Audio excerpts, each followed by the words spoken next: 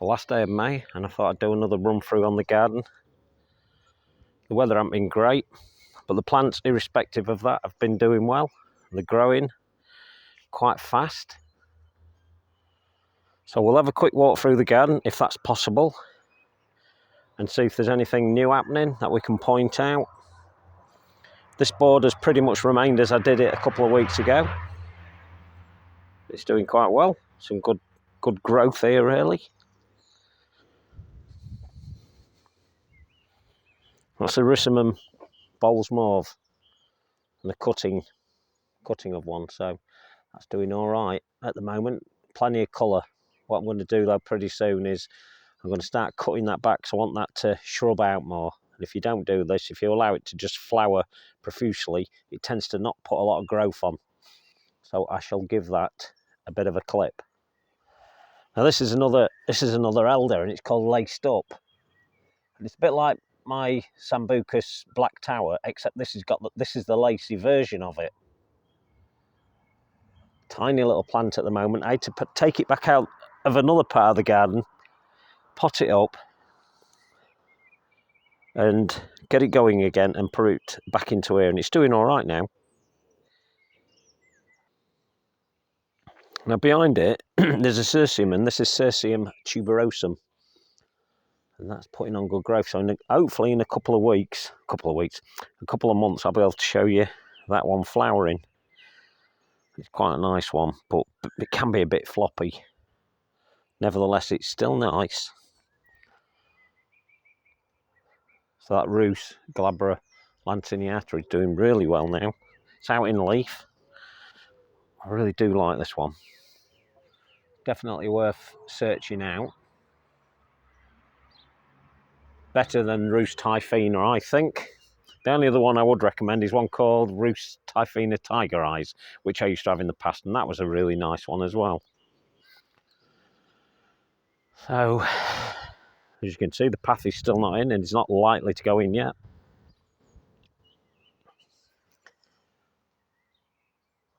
So this is, let's try and focus it, there we go.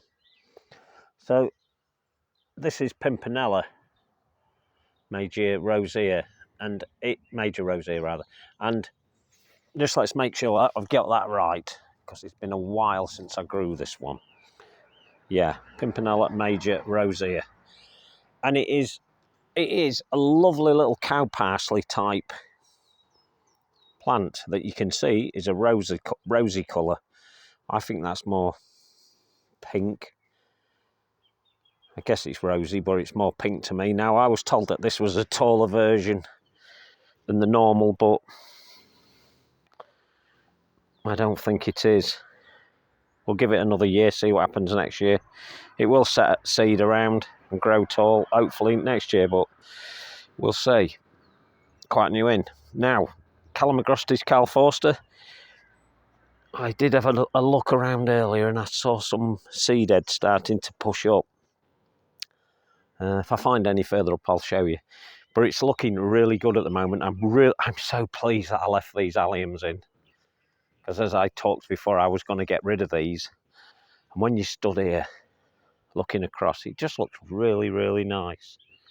It's just so bizarre. And this year they're upright. They're doing the best I've ever seen them.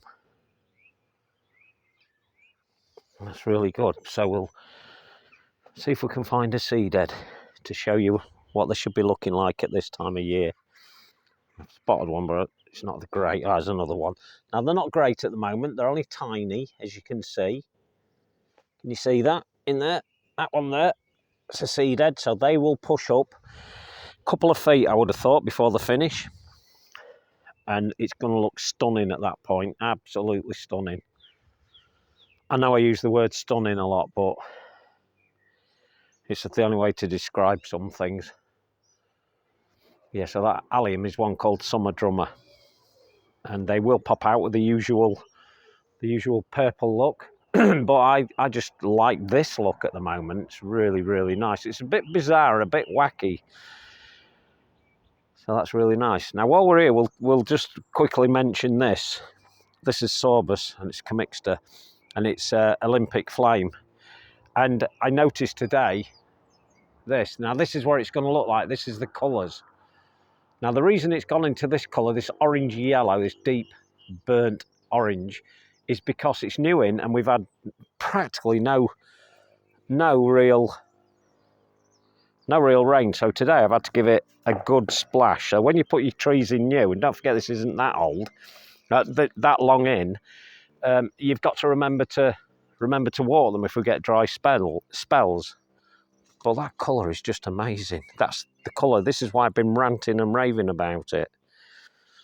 I hope it's coming through on this camera, because it is really, really nice, that colour, and that's what the whole plant's going to look like. So it's had a reaction to the dry weather. But it'll be fine. All will be fine eventually. So we'll take a walk through the borders and everything's growing. Now the euphorbias have got to a point now where I will start clipping off the seed heads.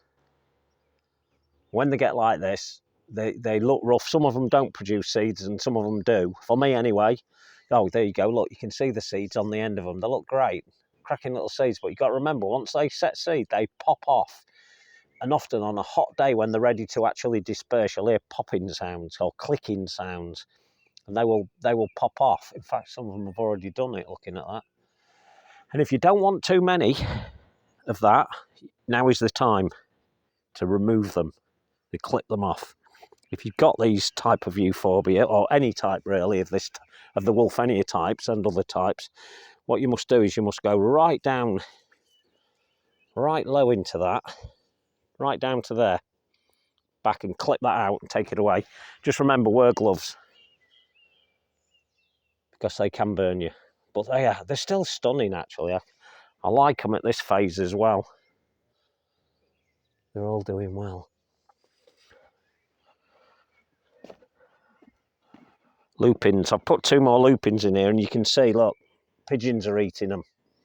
They're absolutely hammering them. Now these 2 are new in, or that one and the other one are new in, and this one's flowering for me. I was hoping it was going to be a red, and it is.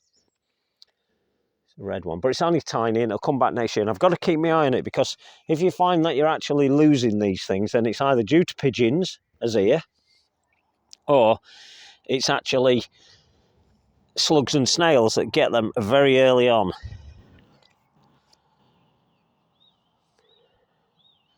So just beware of that. I've picked up a label and that's why I've gone quiet. I'm trying to work out what this is, and I can't read the label. Oh, I can. Yes, it's Sirac. So it's geranium Sirac, and it's a lovely, lovely geranium, as you can see, as most geraniums are. Very nice. That Phylloxera still doing well, absolutely excellently.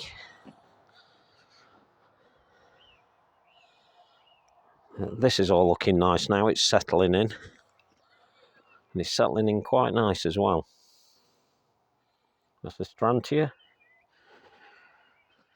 We've got Hackanachoa coming up nicely now. I can't wait for the next 2 years, to be honest, because that's what's going to happen. What's going to happen is going to double in size, and they really are good doers. All Hackanachoas are really good, including the ordinary one, Macro, which is the green one. So the Eupatorium, and this is Gluckball, a Bressingham selection, doing really well. And then the grass behind it, that's Memory, if you remember. And here's another one. I've split them this year because I love the look of them. If you look back on my videos, you'll see an absolute belter one. So I've had to move the Akuba. Remember, Akuba japonica crotonifolia has been here, and I'll show you it in a minute, it's got exceptionally burnt.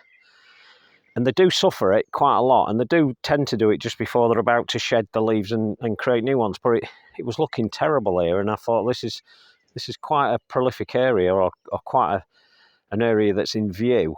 And I really don't want to be looking at dead and dying leaves. So I've moved it. Now eventually I may come across another shrub and put it in there where I've took the grass, because Miscanthus was in there, Yakushamensis or Yakajima, and it was half dead. So I've took it out, split it in half, and the other half is pretty good. So I've put it in another part of the garden. But I've decided to go with this one for the moment. And this is Miscanthus cabaret. It's a condensatus type. It'll only make to about 5 foot, but it's a real nice one. And although it's quite small still at the moment, in the next month and a half, that will start growing quite rapidly, as will all the miscanthuses. They'll start growing quite rapid because as we get later in the season, they start coming on a bit quicker because they are warm season grasses. And the one thing I'm disappointed with here,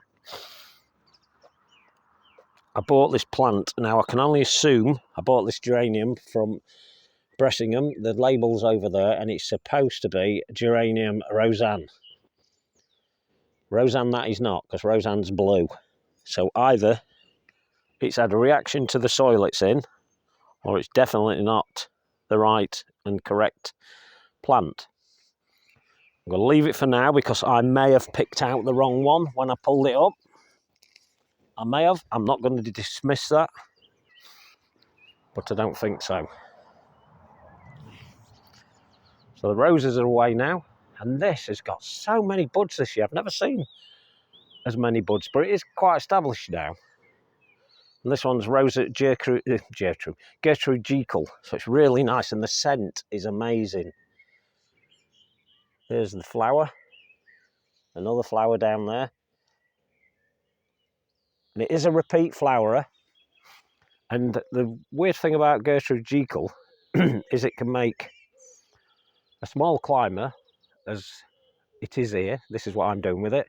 Or it can make a shrub. And that's all dependent on how you clip it as to which one it's going to be. I want it to be this small climber up this cloister pergola.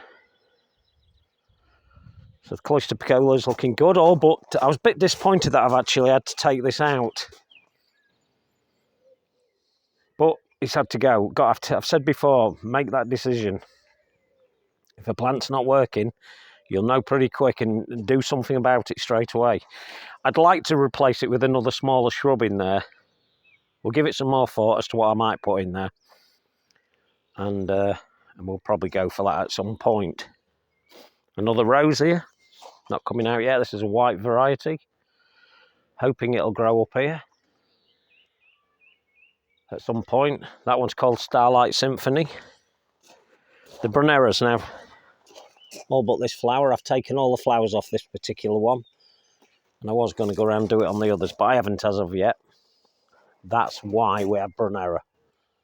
It's really nice in a shady area, in a dry area, it does well. So things are developing nicely now in the cloister pergola.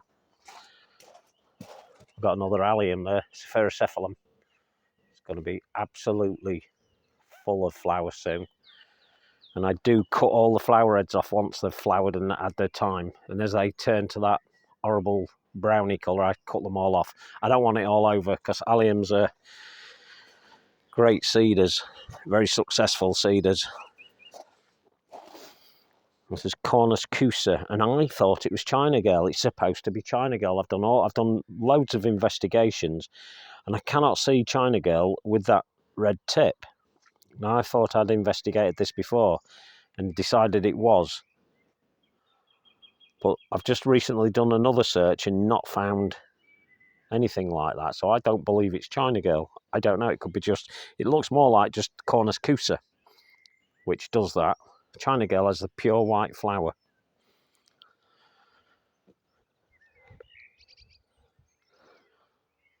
Totally Tangerine doing pretty good.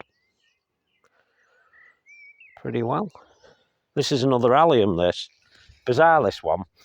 Now, this allium I bought at the same time as I bought all my others, and I buy them from a company called Farmer Gracie. And this was sent with my alliums. It was just part of, I don't know which one it would have been with. I bought several at the time, and it does this, and it does nothing. It never, ever really sets a flower, and I think that is supposed to be Atropurpureum. And it's done this for the last 2 years, just produced this boring-looking, well, seed head. Never really flowers properly, but I quite like it. I leave it alone. You know, it all adds to the garden. It's a bit wacky, but it's fine. Those pots are looking good. maturing lovely, this area. I'm really pleased with this area, I have to say. So this Brunera, I haven't removed the flowers, and you can see as a result, the leaves are, well, they're looking at the other one, they're about half the size of the other. As soon as I remove them leaves will develop nicely. The hostas are just looking great. I'm so pleased I put them in here. Got them out of the garden because they were doing terrible in the garden. They was being slug ridden and eaten, and it was really annoying me. Anyway, they're not there now. They're in here. Still looking good.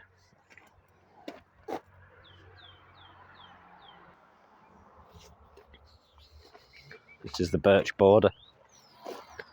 Some of the geraniums are coming up now, or flowering out. It's obviously a striatum type. Looking at that. It's very nice, it looks nice. It was already here when I came, so that's why I don't know the name. Already here, it's growing lovely. This is a Catinus, and it's called Young Lady, and it's doing really well this year. I'm quite happy with that now. I've had it all over the garden, and finally decided on here, and I only put it in there a couple of months ago, but it's obviously happy because it's seeding like mad. It's commonly called the smoke bush. This is a very dwarf form of it as well. So if you're looking for something small, because remember some Catinus can be massive, that one there stays small. I love the architectural shape of this. That's it. That's Eryngium agavifolium, and this is the best it's done in this garden. It's looking great. That's Dormia, and it's kind of a cow parsley headed thing. It's massive this year. I didn't think it was ever going to come to out, but it finally is. It's doing its thing there. And again, I've set it with some allium, summer drummer. I set it with quite robust plants, really, because it has to do well with them. And then plants have to do well with that as well. Yeah, I just noticed this. Look at that. That's looking lovely. Is that... Yeah, I thought so. That's what it does. They're setting seeds. That's what they do. This is Veronica. And we think it's a seedling of Shirley Blue. And it is a beauty. It's a little beauty. As you know, I don't like big blousy plants, but somehow I'm able to tolerate these little dinky things. It's a really nice doer. Another geranium. This is Allium schoenoprasum, or chives, and it's coming out now. It's the one I want to call bubblegum. I just like the name of it. So there's Rundodonax macrophylla. Sending up loads of new shoots this year. It's lovely. It's looking really good. And it's decided this year that it's not going to send anything out of those side stems, because it would have already started doing it if it was going to do that. So I'm likely to chop all those dead bits away. They're serving no purpose, really. Phlomis italica, since the last video, is doing really well. Bronze fennel, Funiculum vulgare, doing really lovely as well in it. Look at that. That's what, 4.5 foot. I just love that. I love it without the flowers. It just has so much to offer. And if you've got a real dry area, that's the plant to choose. This is commonly called honey bells, and you've got to look at it like this. And it's really nice. It's called Netroscordum sicculum. It's really nice. That's doing really well now. That's Physocarpus, and I think it's, not sure, but I think it's Little Devil, that particular one. I thought I'd lost it last year, but it's come back good this year, so I'm going to leave it alone. It's doing well, in it. Still doing well. That Aquilegia, that's just a self-set. Doing well.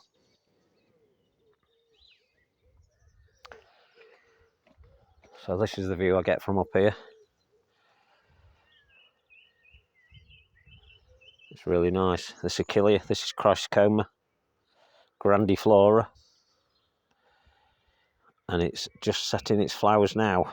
And again, this is the best I've seen it. Remember, we're in the 3rd year now, so everything's getting established. Or the ones I've left alone they're getting well established. The plants I've moved around are not doing so great. Well, they're doing okay, but I'm one for moving stuff around. As I've said, if it doesn't suit the situation, doesn't like where I've put it, I move it.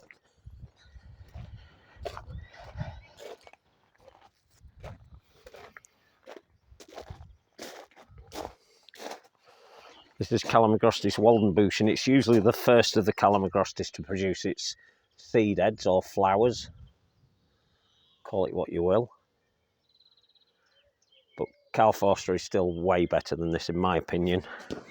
But nevertheless, very nice. This is another Calamagrostis, and this is Eldorado. And it's starting to push seed heads up as well. Quite a stocky little one, that one. But very nice. The Achilles, he surprises me from day to day, this garden. This is Achilles Moonshine, and it's finally coming out. It seems to be holding itself a bit better this year. I promised myself I would put that through a grid, a wire grid, to hold it up, or put some sort of plant support around it, because it is very prone to flopping. Whereas this one isn't. This is Achilles Credo. There's a more creamy yellow flower on this one, and it's setting flowers as well, so it's doing all right. So we're nearly in June, and end of May into June is foxglove season.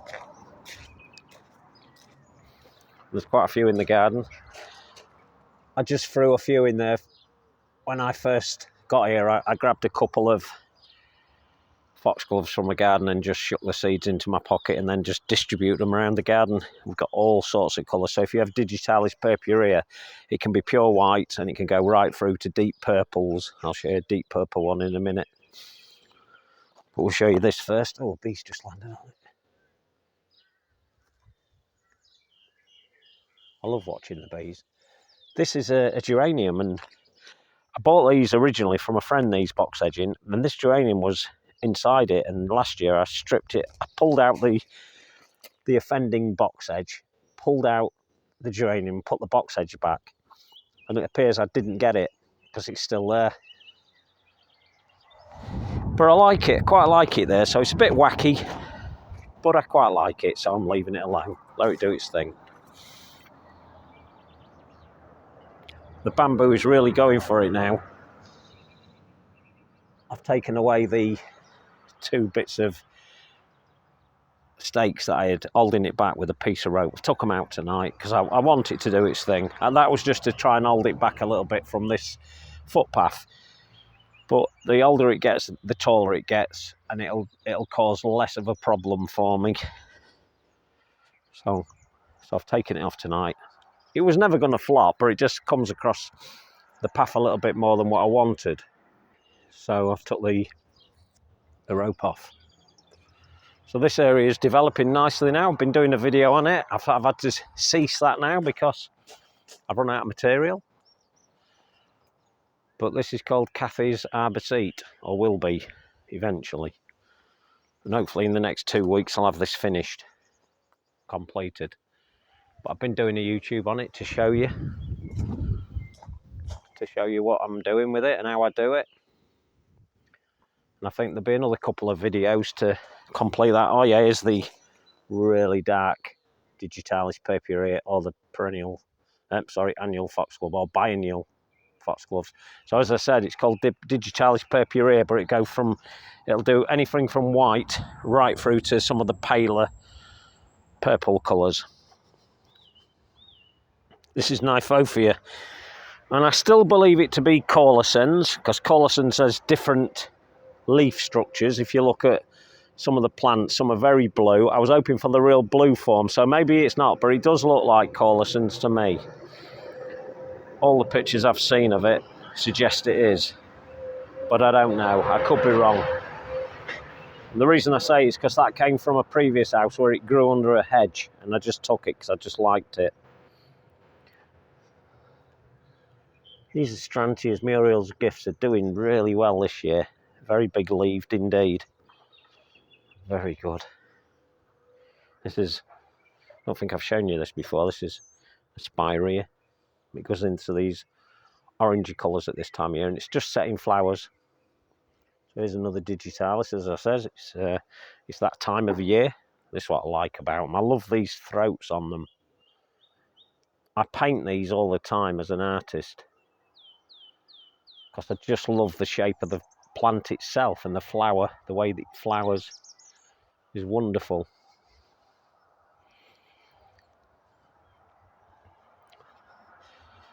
This is Eupatorium Skinny Mini, my own Skinny Mini, and it is not letting me down again. It is absolutely wonderful. Beautiful indeed. I really like this one. It stays skinny, upright. It has a metallic purple flower head, which will develop in about another month, and it'll get up to about 5 foot, maybe 6 foot. I've got it dotted all over, and this is the place that it's done the best so far. It's also here, and it's actually doing quite well here. I'm actually going to split this one. I'm going to take some of those out. We need to get potting them up and distributing it, and the pigeons have had this one as well on the right hand side. They've had that. They're a bloody nightmare, honestly, but it's looking good. But they've definitely been and had those ones as they were younger, so we'll probably dig those ones out and pot them up, because at some point I need to bring this to the market. I keep saying it, I've had it since 2003, still not brought it to the market, and I really need to do. So let's walk over here. This is the nook down here.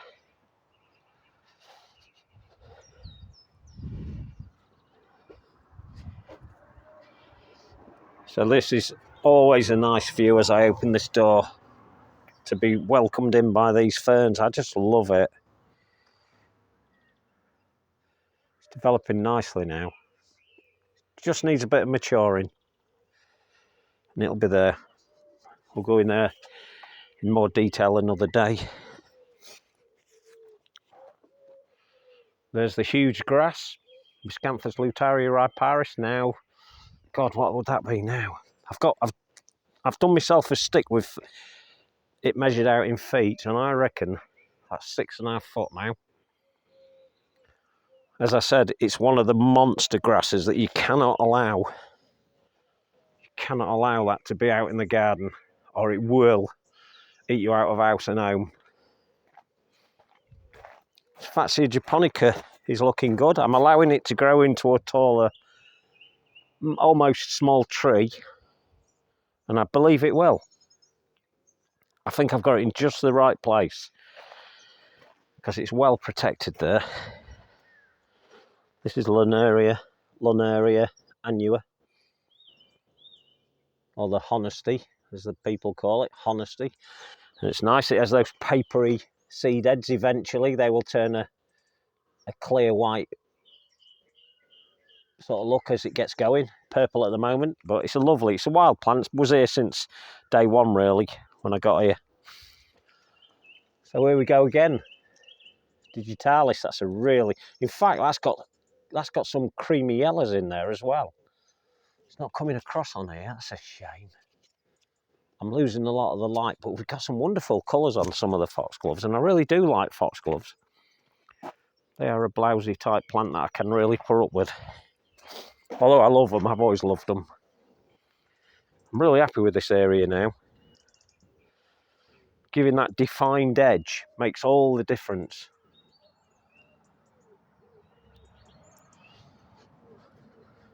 These plants are definitely happy here. Hydrangea quercifolia. And then the honeysuckle, so the Linicera that I talk about often, that has been coming round with me since 2003, actually. Maybe a bit later. I left that house in 2007, but this was there then. And I've managed to keep it as a shrub because I believe it to be from one called Honey Baby. It could even be Honey Baby, I don't know. But it's setting flowers, and they do have a scent, them ones. is a nice one. But that hydrangea is looking great. Don't forget that hydrangea can make 8 foot. I think a lot of people believe me when I say that, but they can. And I think that's going to make it here. It's spot on where it is. We've got Acer. This colour's amazing. It's doing really well. That's Acer Trompenborg. Real nice one. Helianthus. That one's Augialis. Getting up to that plant support. I am going to push most of it through that circle, and then I'm going to allow some of them to come outside of it. So we're going to see what happens with it. Oh, that's really nice, that Persicaria. Persicaria polymorpha. Still a baby, that one, believe it or not. That's looking good. This border's now getting into its stride. And things are really growing. It's looking great. I'm trying to remember some of the plants in here. I can't remember what they are. 1 or 2 of them anyway. Not all of them, I know most of them. Ah, this is a better example of Calamagrostis. Here we go. That's a better seed head to show you, if it'll focus. Typically it won't.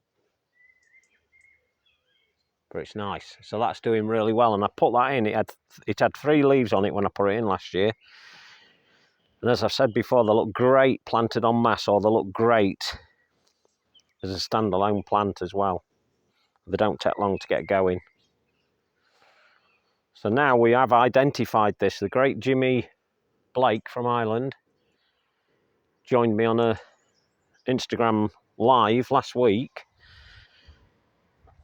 I say joined me, he commented.